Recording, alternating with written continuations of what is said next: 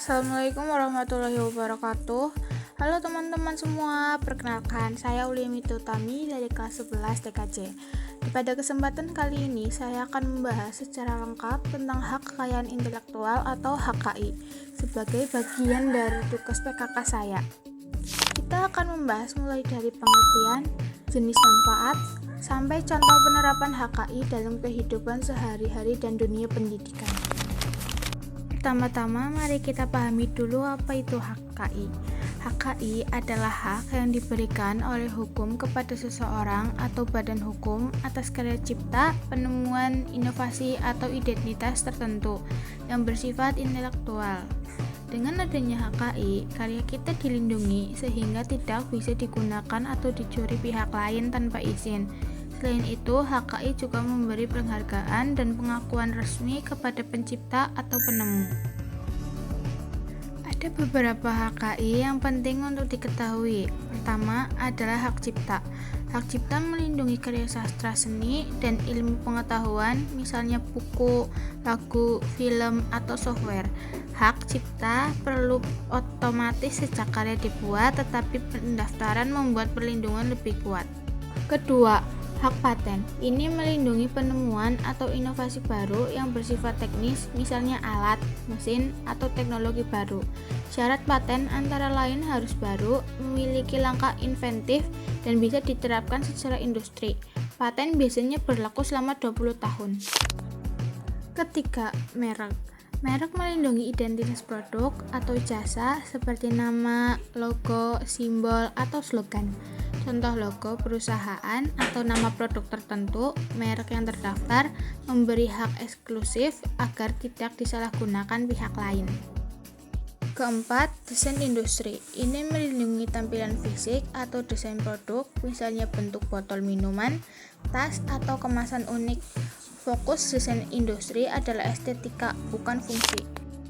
Kelima, rahasia dagang. Ini melindungi informasi rahasia yang punya nilai ekonomi, misalnya resep, formula, strategi bisnis, atau database pelanggan. Rahasia dagang tidak perlu terdaftar resmi, tapi hukum tetap melindungi agar tidak bocor atau dicuri. Terakhir, indikasi geografis. Ini melindungi produk yang terkait dengan lokasi geografis tertentu, misalnya kopi Gayo, batik Pekalongan, atau kampanye dari Prancis. Indikasi geografis menambahkan nilai dan identitas produk. Mengapa HKI itu penting? Ada beberapa tujuan dan manfaatnya. Pertama, memberikan perlindungan hukum bagi pencipta atau penemu. Kedua, memberikan penghargaan dan pengakuan atas karya kreatif. Tiga, mendorong kreativitas dan inovasi karena orang termotivasi untuk berkarya. Keempat, mencegah plagiarisme dan penyalahgunaan karya. Kelima, memberikan manfaat ekonomi karena karya bisa dijual dan dilisensikan. Keenam, mendukung pendidikan dan riset karena karya yang dilindungi bisa dijadikan referensi resmi. Dengan memahami HKI, kita belajar menghargai karya orang lain sekaligus melindungi karya kita sendiri. Setiap jenis HKI memiliki prosedur pendaftaran yang berbeda. Untuk hak paten, siapkan karya asli, dokumen identitas, dan ajukan ke Direktorat Jenderal Kekayaan Intelektual atau DJKI. Untuk hak paten, buat deskripsi lengkap penemuan, gambar teknis, dan klaim paten, lalu ajukan ke DJKI. Untuk merek, pastikan merek unik dan belum digunakan. Kemudian ajukan logo, nama, dan deskripsi produk. Untuk desain industri, siapkan gambar, desain, dan deskripsi. Sedangkan rahasia dagang, cukup dibuat dokumen internal dan dijaga kerahasiaannya. Untuk contoh penerapan HKI, misalnya saya membuat aplikasi absensi digital di kelas TKJ. Karya ini bisa didaftarkan sebagai hak cipta software.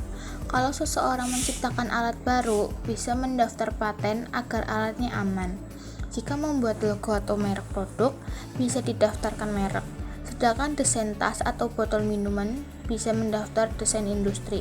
Dengan begitu, semua karya kreatif kita terlindungi dan dihargai secara hukum.